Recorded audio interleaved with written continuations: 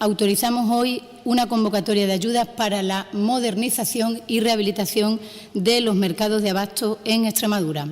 Y lo hacemos por 1 millón de euros, 500.000 corresponden a este ejercicio en el que estamos, 2017, y los otros 500.000 corresponden al ejercicio siguiente, al del 2018. Fondos que están cofinanciados en un 80% por los fondos FEDER. Extremadura cuenta con 65 mercados de abasto y son los ayuntamientos quienes podrán optar a estas ayudas para la modernización y la rehabilitación de sus propios mercados de abasto. Se tramitarán, como no podía ser de otra manera, en régimen de concurrencia competitiva y se subvencionará el 80% del coste de la inversión, con una inversión límite de 100.000 euros y una inversión mínima de 10.000 euros para este arreglo y mejora de los mercados de abasto en Extremadura, que, como saben, y ya dijimos cuando aprobamos las bases reguladoras que hoy estamos convocando de estas ayudas, los mercados de abasto creemos que constituyen puntos neurálgicos de la actividad comercial de muchos de nuestros pequeños pueblos y ciudades, por tanto han de ser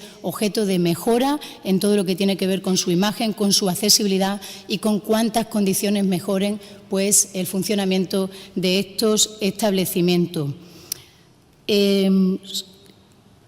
Hay 12.546 empresas del sector del comercio en nuestra región, lo que supone el 20% de las empresas de Extremadura. Por tanto, cuantos esfuerzos hagamos para mejorar el sector del comercio serán pocos para invertir en un sector que, como les digo, es importante porque supone el 20% de las pequeñas y medianas empresas de la región. Una vez que este decreto de convocatoria que hoy tiene la luz verde del Consejo de Gobierno se ha publicado en el DOE, los ayuntamientos interesados tendrán un mes de plazo para solicitar en concurrencia competitiva